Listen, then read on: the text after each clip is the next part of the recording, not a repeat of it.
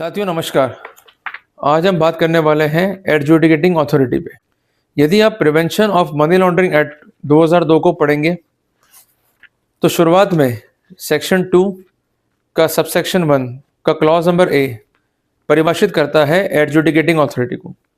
बहुत सिंपल परिभाषा जो है दी गई है, जैसा कि आप देख रहे हैं स्क्रीन पे। मीन्स एन एडजुडिकेटिंग अथॉरिटी जो कि अपॉइंट होती है as per the protocol of subsection 1 of section 6। इसको जो है आप नोट डाउन कर लीजिए। अब आते हैं अपन नेक्स्ट स्लाइड पे। सबसेक्शन 1 क्या कहता है? The central government shell by notification. जैसा कि आप देख रहे हैं स्क्रीन पे, स्पष्ट रूप से अंकित किया गया है कि सेंट्रल गवर्नमेंट ही अपॉइंट करेगी। तो कुल मिला के स्टेट गवर्नमेंट या हाई कोर्ट या सुप्रीम कोर्ट एडजुडिकेटिंग अथॉरिटी को अपॉइंट नहीं कर सकता। सबसे इंपॉर्टेंट पॉइंट है, इसको आप नोट डाउन कर लीजिए। दूसरा वर्ड है शैल। शैल मीन्स जो प्रक्रिया है वो क्या फॉलो होगी, उस बारे में जो है स्थितियां स्पष्ट की गई है। शैल बाय नोटिफिकेशन कि सेंट्रल गवर्नमेंट सिर्फ नोटिफिकेशन के माध्यम से ही अपॉइंट करेगी। अगर नोटिफिकेशन नहीं है तो अपॉइंटमेंट भी अपने आप में इनलीगल हो जाएगा। किसको अपॉइंट करेगी? एक ऐसी अथॉरिटी को जो कहलाएगी द एडजुडिकेटिंग अथॉरिटी। क्या करेगी? ये एक्सरसाइज करेगी ज्यूरिडिक्शन को, पावर को और अथॉरिटी को, जो कि कन्फर किया गया है ऐसी अथॉरिटी को by the virtue of the prevention of money laundering act. अब आते हैं हम नेक्स्ट स्लाइड पे और पढ़ते हैं सबसेक्शन 2 को। क्या कहता है ये? An adjudicating authority shall consist of. कुल मिला के सबसेक्शन 2 बात करता है ऑन कॉम्पोजिशन, जिसके बारे में लिखा भी गया है इन द टाइटल। पुनः हम पढ़ेंगे। An adjudicating authority shall consist of a chairperson and 2 other members. पर यहां पर एक प्रोविजो है। क्या है proviso? Provided that 1 member shall be a person having experience in the field of law, administration, finance और accountancy। अब आते हैं अपन सबसेक्शन 3 पे। क्या कहता है protocol? A person shall however not be qualified for appointment as member of an adjudicating authority।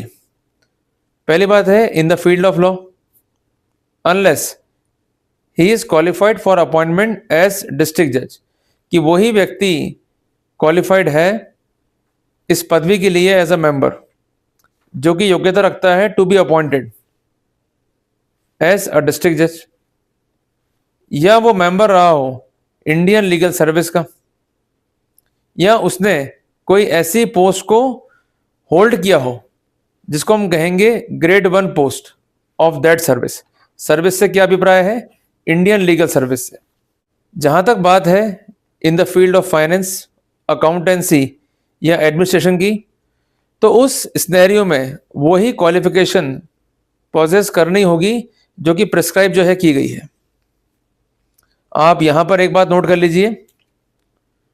We are having the rules and regulation regarding the same. वो क्या है? The prevention of money laundering, appointment and condition of service of chairperson and members of the adjudicating authority rules 2007। अब आते हैं अपन subsection 4 पे। क्या कहता है ये? The central government shall appoint a member to be the chairperson of the adjudicating authority. तो कुल मिलाकर के एक तो होगा चेयरपर्सन, 2 होंगे मेंबर, और इन मेंबर्स में से एक मेंबर ऐसा होगा जिसके पास होना चाहिए experience in the field of law, administration, finance और अकाउंटिंग। ये आप जो है नोट डाउन कर लीजिए। अब आते हैं हम सबसेक्शन 5 पे। क्या कहता है ये provision? Subject to the provision of this act, the jurisdiction of the adjudicating authority may be exercised by the bench thereof. मतलब इसकी जो बेंचेस होंगी वो इसकी पावर को एक्सरसाइज कर सकती हैं। अ bench may be constituted by the chairperson of the adjudicating authority with 1 or 2 member as chairperson of the adjudicating authority may deem fit। तो कुल मिलाकर के जो कंसर्न बेंच है वो उसकी पावर को एक्सरसाइज कर सकता है, और ये बेंच जो है it may be constituted by the chairperson of the adjudicating authority with 1 और 2 member as chairperson of the adjudicating authority may deem fit। तीसरी बात है, जो बेंच है एडजुडिकेटिंग अथॉरिटी की shall ordinarily sit at new Delhi, और वो किसी ऐसे प्लेस पर भी बैठ सकती है जो कि सेंट्रल गवर्नमेंट डिसाइड करेगी, और इसके लिए सेंट्रल गवर्नमेंट को परामर्श करना होगा with the chairman of the adjudicating authority, और ऐसा करने के लिए आदेश निकालना होगा, और ऐसा आदेश नोटिफिकेशन के माध्यम से होगा। एक बात जो है आप नोट कर लीजिए, the central government specified Mumbai, Kolkata, Chennai, Bangalore, Ahmedabad, Allahabad, Chandigarh as places other than Delhi where the adjudication authority may hold its sitting for hearing of cases as per the protocol of prevention of money laundering act, जिसके लिए जो notification number है वो है SO 2987 bracket में आ जाएगा E, dated है 30/12/2008। तो कुल मिला के हम ये बात कह सकते हैं कि जो एडजुडिकेटिंग अथॉरिटी है, जो इसकी बेंच है, वो जुरिडिक्शन एक्सरसाइज करेगी।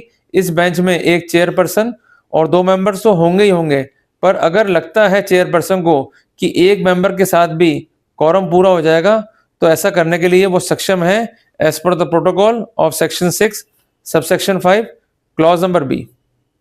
ये आप जो है नोट डाउन कर लीजिए। अब आते हैं अपन सबसेक्शन 6 पे, क्या कहता है ये, not with standing anything content in subsection 5, कि सबसेक्शन 5 में किसी बात के होते हुए जो चेयरपर्सन है वो ट्रांसफर कर सकता है किसी भी मेंबर को from one bench to another bench.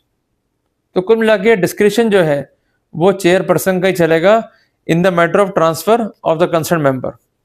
अब आते हैं अपन सबसेक्शन 7 पे, if at any stage of hearing of any case और matter it appears to the concerned chairman or member that the case or matter is of such nature that it ought to be heard by the bench consisting of 2 member, तो इस case को या उस matter को refer कर दिया जाएगा उस कंसर्न बेंच को, ताकि मामले की सुनवाई की जा सके, और इस संबंध में जो भी आदेश होगा वो चेयरपर्सन को होगा। इसको आप जो है नोट डाउन कर लीजिए। अब आते हैं सबसेक्शन 8 में, the chairperson and every member shall hold office for such a term of 5 years from the date on which he enter upon his office, कि जिस दिन इनका अपॉइंटमेंट हुआ है और ये अपने ऑफिस में एंटर हुए हैं उससे 5 साल तक इनका जो ऑफिस का टर्म है वो रहेगा। पर एक प्रोविजो है जो कि फर्दर राइटर जो है कॉज कर रहा है, it is called capping clause. क्या कहता है ये, नो चेयरपर्सन और other member shall hold office as after he attained the age of 65 year। तो कुल मिला के या तो 5 साल हो या 65 ईयर हो, जो भी जो है पहले आ जाए वही जो है एप्लीकेबल हो जाएगा। उदाहरण के लिए कोई चेयरपर्सन है, उसने ज्वाइन किया 62 साल की एज पे और तारीख है 1/1/2025, ये अपन एग्जाम्पल ले रहे हैं, क्लियर है। तो 5 साल कब खत्म होंगे, 1/1/2030 को, पर 65 साल की एज कब आ जाएगी उसकी, 2028 में। तो कंसर्न जो चेयरपर्सन है वो 2028 तक ही अपने कंसर्न ऑफिस को होल्ड कर पाएगा by the virtue of subsection 8। अब आते हैं सबसेक्शन 9 में, क्या कहता है ये, कि जो इनकी सैलरी है, जो इनके अलाउंस है, जो कि इनको पेएबल होते हैं, और जो भी इनकी सर्विसेज की टर्म्स एंड कंडीशन है, ये वही होंगी जो प्रिस्क्राइब की जा रही है। पर ये जो सबसेक्शन 9 है ये जुड़ा हुआ है मेंबर्स की सर्विसेज से। एक महत्वपूर्ण बात जो है नोट डाउन कर लीजिए कि concerning the service condition of the members already rules had been enacted. क्या है वो rules, the prevention of money laundering, appointment and condition of service of chairperson and members of the adjudicating authorities, rules 2007। ये जो है आप note down कर लीजिए। एक प्रोविजो जो है यहां पर दिया गया है, जैसा कि आप देख रहे हैं स्क्रीन पे, provided that neither the salary and allowance nor the other terms and condition of service of the member shall be varied, ये वैरिड नहीं होंगी इस तरीके से कि उन्हें कोई प्रिजुडाइज जो है कॉज हो सके। ये जो है आप नोट डाउन कर लीजिए। और किस पर्सपेक्टिव में होगा प्रिजुडाइज, कानून में जो है साफ साफ कहा गया है, it must be concerning the disadvantage to the service condition। Clear है बात ये? भाई आप जो कंसर्न सैलरी है, जो कंसर्न अलाउंस है, जो कंसर्न टर्म्स एंड कंडीशन है, उनको तो वेरी कर सकते हैं, पर कब? Before appointment. पर जैसे ही आफ्टर अपॉइंटमेंट आया तो आप ये चेंज नहीं कर पाएंगे, और जो कानून है ऐसा करने से आपको रोकेगा। क्लियर है बात ये? तो जो भी रूल्स बने हुए हैं उसके तहत ही कंसर्न अथॉरिटी को काम करना है, और जो भी प्रिविलेजेस हैं और जो भी उनके राइट्स हैं उनको एक्सरसाइज करना है। इस बात को जो है आप नोट डाउन कर लीजिए। अब आते हैं क्लॉज नंबर 10 पे। जैसे कि आप स्क्रीन पे देख रहे हैं, if for the reason other than temporary absence any vacancy occur in the office of chairperson और एनी अदर मेंबर, तो उस कंडीशन में सेंट्रल गवर्नमेंट जो है वो अपॉइंट करेगी अनदर पर्सन को in accordance with the provision of the Prevention of Money Laundering Act to fulfill the vacancy, और जो प्रोसीडिंग्स है उस कंडीशन में कंटिन्यू की जा सकेगी before the adjudicating authority from the stage जहां पर वो कंसेंट वैकेंसी जो है वो क्रिएट हुई थी और उसको वापस से जो है फिल्ड किया गया। ये जो है आप नोट डाउन कर लीजिए, काफी इंपॉर्टेंट जो है प्रोविजन है। तो कुल मिला के जो भी पावर है और जो भी लाइबिलिटीज हैं कंसर्न अथॉरिटीज की, सक्सेसर इन ऑफिस जो है उसको एक्सरसाइज कर सकता है by the virtue of subsection 10। अब आते हैं अपन सबसेक्शन 11 पे। क्या कहता है ये?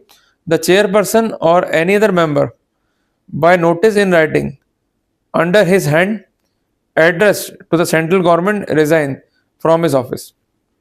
जो चेयरपर्सन है और जो मेंबर है वो रिजाइन कर सकते हैं। ऐसा करने के लिए उनको नोटिस देना होगा सेंट्रल गवर्नमेंट को, ये नोटिस राइटिंग में देना होगा, अदरवाइज किसी भी रूप में उनका जो त्याग पत्र है वो स्वीकृत नहीं होगा। अब इसमें क्या शर्त लगाई हुई है? प्रोवाइडेड दैट द चेयरपर्सन और any other member shall unless he is permitted by the central government और there is a case of relinquishment his office sooner continue to hold office until the expiry of 3 months from the date of receipt of such notice or until a person duly appointed as his successor enter upon his office or until the expiry of his term of office whichever is the earliest।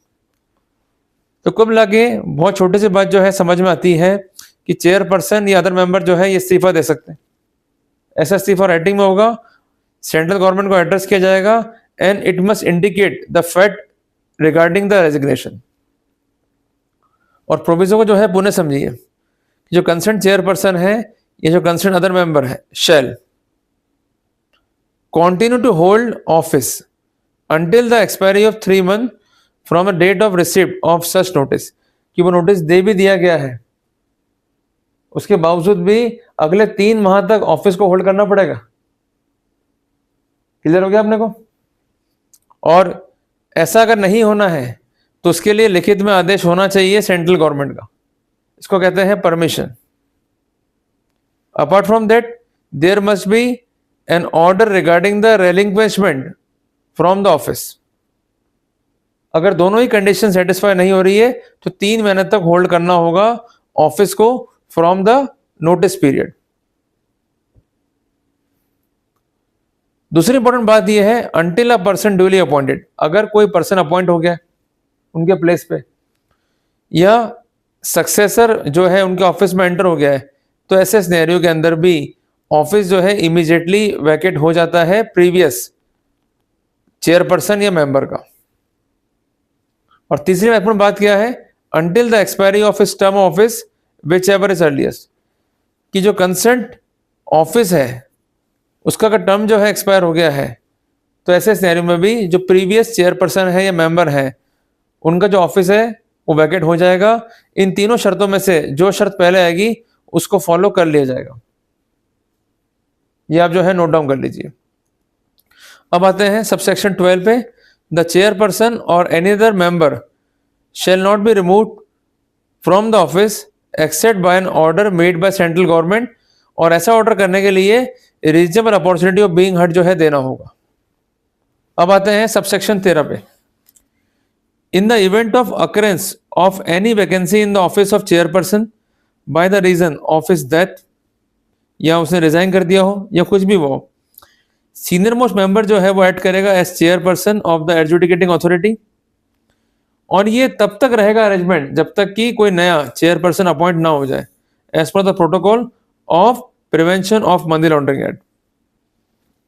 अब आते हैं clause number 14 या subsection 14 पे। When the chairperson of adjudicating authority is unable to discharge his function, और ऐसी स्थिति है तो हम ये कह सकते हैं कि जो चेयरपर्सन है वो अवेलेबल क्यों नहीं हो पा रहा, क्योंकि वो एब्सेंट है या बीमार है या कोई ऐसा विशेष कॉज है जिसके चलते वो ऐसा नहीं कर पा रहा है, तो वहां पर भी सीनियर मोस्ट मेंबर जो होगा वो डिस्चार्ज करेगा function of the chairperson of the adjudicating authority. और ये काम तब तक चलता रहेगा जब तक कि चेयरपर्सन पुनः अपनी ड्यूटीज को रिज्यूम ना कर लेता हो। अब आते हैं सबसेक्शन 15 पे। The adjudicating authority shall not be bound by the process laid down in CPC.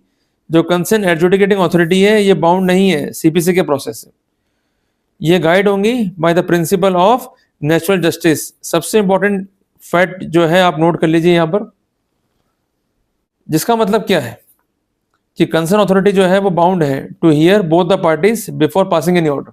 अगर ऐसा नहीं हुआ है then it will be infringement of the principle of natural justice, और इनके इस तरह के आदेश जो है वो स्थिर ठहराए जाने योग्य नहीं होंगे। अगली बात क्या लिखी गई है, subject to the other provision of this act the adjudicating authority shall have the power to regulate its own process, कि ये अपना प्रोसेस भी लेट डाउन कर सकते हैं, टू रेगुलेट इट्स पावर। पर ऐसी स्थिति इस कानून के जो प्रोविजंस हैं उसके तहत होगी। कंसर्न जो अथॉरिटी है वो अपनी सीमाओं को नहीं लांघ सकती है। क्लियर हो गया अपने को। और इसके लिए जो रेगुलेशंस हैं वो ऑलरेडी पिक्चर में है, जिसका नाम है the adjudicating authority procedure regulations 2013। तो मैं उम्मीद करता हूं कि आज के लेक्चर के माध्यम से हमने चर्चा करी section 2 sub section 1 sub clause A prevention of money laundering act पे, सबपठित धारा 6 prevention of money laundering act पे हमने जाना कि अथॉरिटी का नाम क्या होगा, उसका कंपोजिशन क्या होगा, जो व्यक्ति अपॉइंट होंगे उनकी क्वालिफिकेशन क्या होगी, और वो किस प्रकार जो है अपनी पावर एक्सरसाइज कर पाएंगे और कितने टर्म तक अपना ऑफिस जो है होल्ड कर पाएंगे, और अगर कोई पावर वो एक्सरसाइज करना चाह रहे हैं तो उसका एक्सटेंड क्या होगा। जल्दी मिलते हैं एक नए टॉपिक के साथ।